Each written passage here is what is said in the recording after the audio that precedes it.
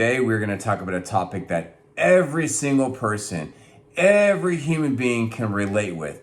We are going to talk about avoidance, how to break avoidance patterns in parenting, how to break avoidance patterns in your own life, how to stop avoiding people, avoiding conversations, how to stop this pattern of being a passive or permissive parenting. Here's why it relates to everybody. Because either you are like me and you struggle with this.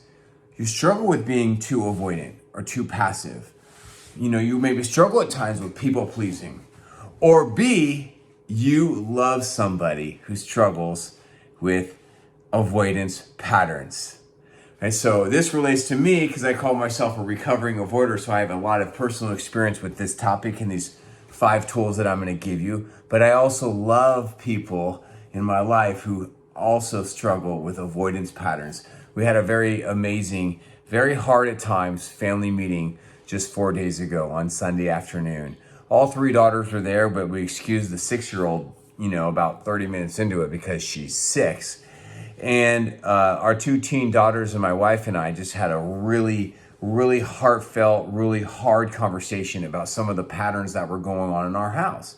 Now, one of my daughters, she is on, because we all struggle, some of her struggles had to do with more aggression or more yelling or more, name calling type things. I gave a lecture yesterday on this same channel last week about 5 tips to stop yelling patterns, how to stop yelling. And then you could even see in this meeting, my daughter, who's very conflict avoidant, was saying, yeah, I'm just not even going to do with it then. I don't want to do with it. Nah, it's not worth it to me. And you can try to hear, at this young teenage, these patterns started to be developed. And that is where we normally do start with our coping mechanisms and we're like these strong patterns of avoidance.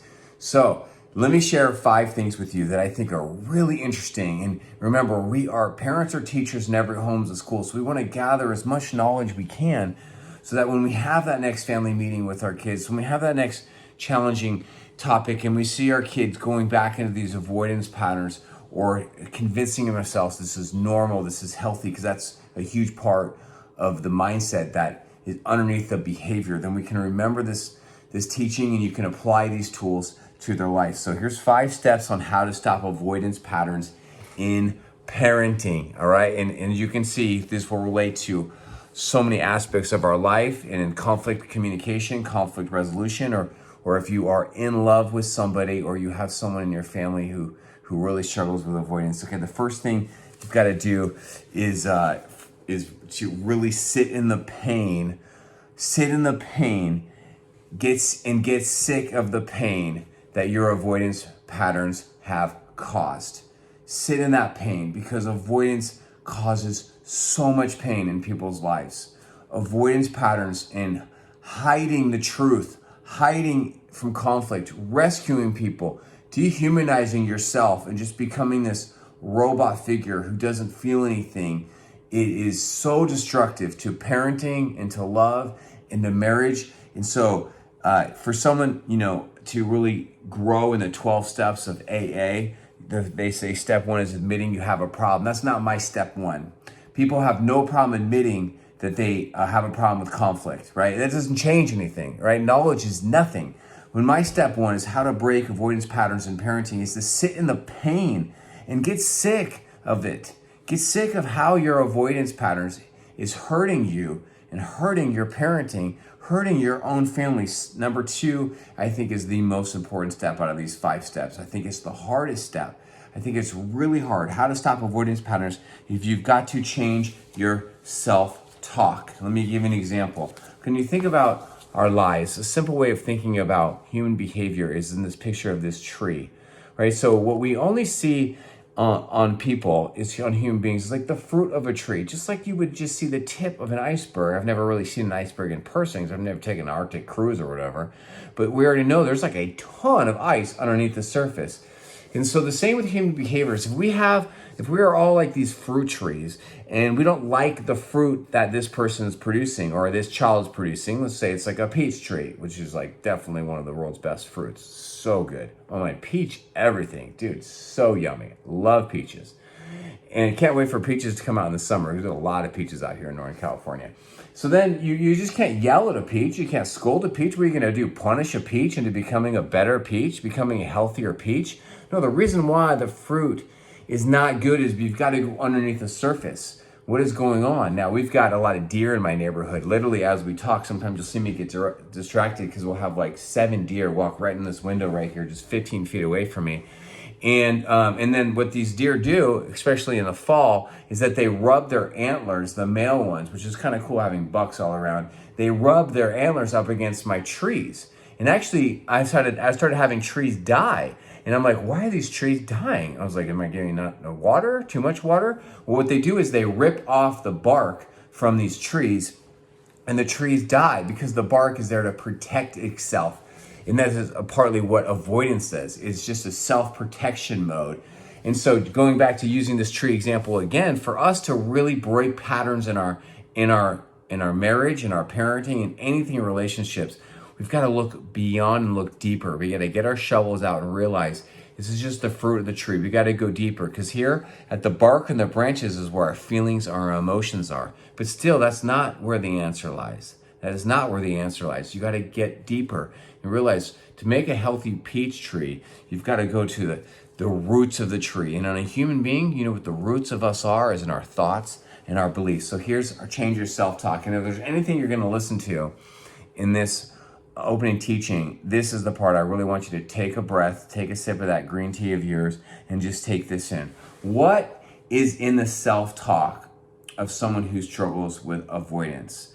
Well, I know this. I feel like I know what is in their self-talk because one, I have these thoughts pop in my head, but also I've been listening to your sons and daughters for 24 years, and I've been listening to you, some passive parents, for 24 years. Let me share. I've got about 12 things I want to share. This is what an example of the thoughts that people not only think to themselves, but then they dwell on these thoughts, right? They let them put down roots into their mind.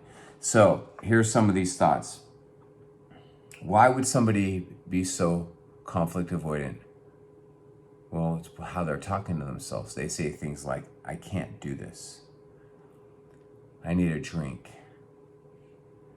What I say won't even matter. Gosh, these people are just being so dramatic. This is not a big deal. If I get involved, I'm just going to make things worse. No one even cares what I even say, so why say anything at all? If I do speak up, they'll just disrespect me. I don't want that. If I do speak up, I'm just gonna get yelled at. That's no fun. If I say anything, I'm afraid I'm just gonna feel worse. I hate this. Why would I add this stress to my life? You know what? You do you, and I'll do me. To each its own. You want to get all upset and angry about this? You want to be crazy about this? You do that. I'm not going to connect or enter in. That's just too much. And then these last ones, I think, for me, I think these are the most important things. This is just my opinion. I'm not a psychic. I can't read anyone's minds. I'm just really good at listening and remembering what people say. I just want to go watch my show, right? No, that's a metaphor. I just want to go watch my show. I just want to go do something that makes me feel good. I just need to relax. I just want to relax. I can't take this. I just want to insert selfish ambition or selfish form of self-medication and pleasure, right? So you can see how if someone is going to drink bleach, they are going to poison their body. And if you are going to talk to yourself this way, then you will be a person who chooses avoidance in their life. if your child is doing a lot of stonewalling, withdrawing, a lot of avoidance patterns or in that genre, well, then we already know how they're talking to themselves. They're saying things like this because we all first think about everything we do. In fact, I actually just an example, I put a hat on before I came to teach this. Why? Because I looked in the mirror and I said, I don't really like the way my hair looks today. And then I reacted to it. I just put a hat on. The reason why I'm sitting here just like this is because it feels good. Because I was thinking, subconsciously, I need to sit in a way where I feel good. So our minds are so powerful. The most powerful voice in your life is your own voice. So if you want to change your parenting, change your relationships, if you want to change your life, you've got to change your mind.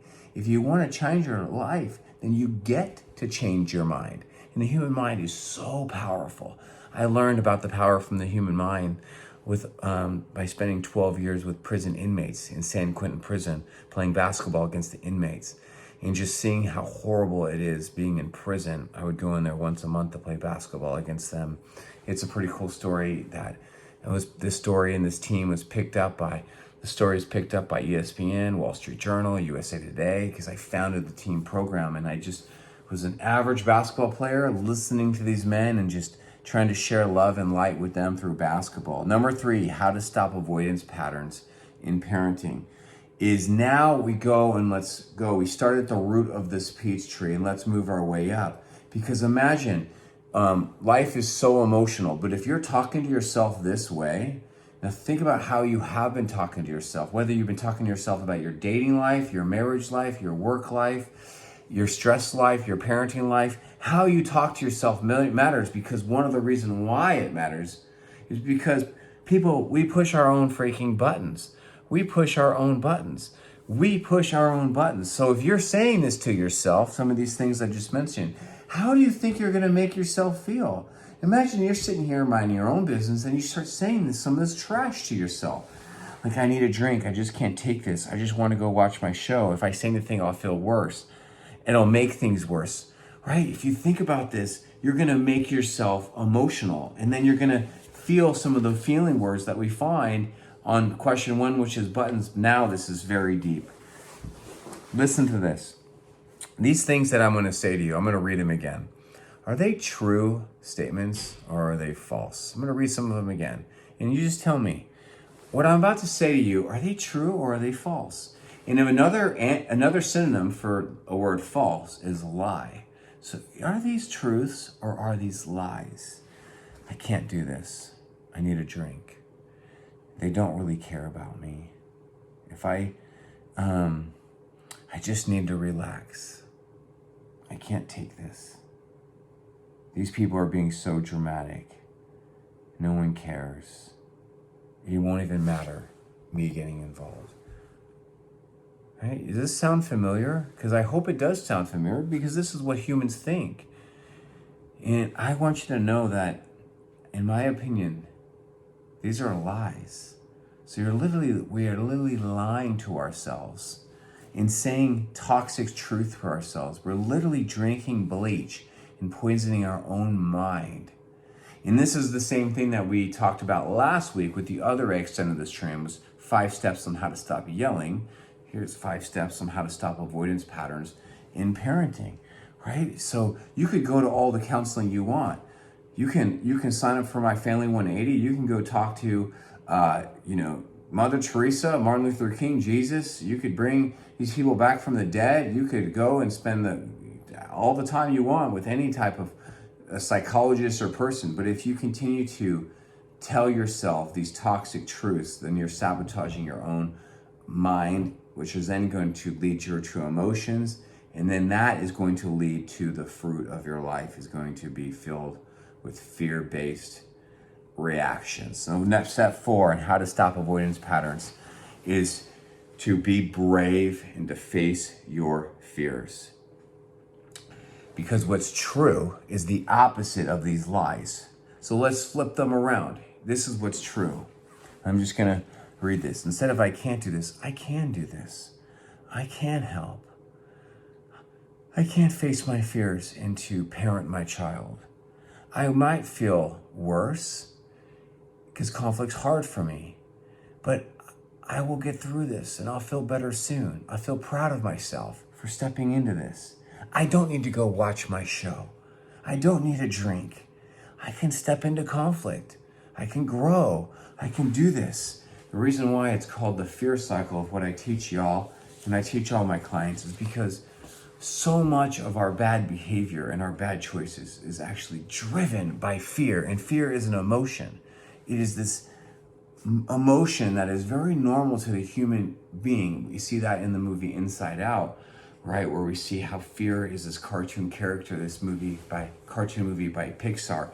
But the problem with us is that fear is like this invisible little sneaky little creature that is hard to see, versus anger is just very easy to see. It's big and it's got a big face and it's got a loud voice. Fear is really sneaky deaky. It's very slithery and it lives in our heads and our minds and it tempts us and it lies to us, and we don't want to have a fear-based life or do fear-based parenting, right? So the antonym would be, how do we stop avoidance parents? It would be brave and we step into our fears. I teach my daughters, when you go to the mall, I don't teach them to be afraid. I don't tell them that the whole world's going to get out there and kidnap them or hurt them. I tell them, be brave in this world. Step in and have courage in this big, scary world. And the fifth step that I came up with on how to stop avoidance patterns in parenting is to learn communication tools. Learn communication tools. Now, this is very important because the biggest problem, there's so many problems that come out of avoidance patterns in relationships. So many negative things. I could go on and on. Here's a couple examples. There's one, people who struggle with avoidance are typically extremely out of touch with their emotions. If you ask them to take my little assessment, they'll often don't even know what they feel. They don't know how they feel. You might ask them how they feel, and they'll come up with these really lame words like frustrated or annoyed or angry. These are like, if you're in third grade and you use these words, it's like, dude, great job. Good job, you got in touch with your feelings. Guys, we're freaking adults. There's a whole more words out there than frustrated or angry.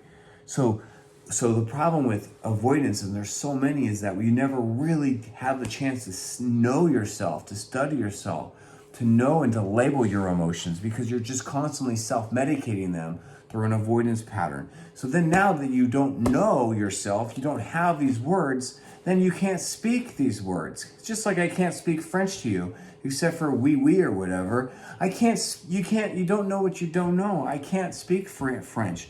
So if you haven't taken the time to really step into conflict, step into hard conversations with people, step in, then you have very little practice in this, and it's going to take time for you to get tools. But trust me, as someone who's a recovering avoider, there is hope, and you can find books and people out there to help you thrive with conflict, right? And to step into it with courage and not with perfection, but to step in it with truth and goodness and good tools that lead people to hear your voice, to care about you, and for you to create harmony and win-wins in your life. Thanks for letting me share this with you guys.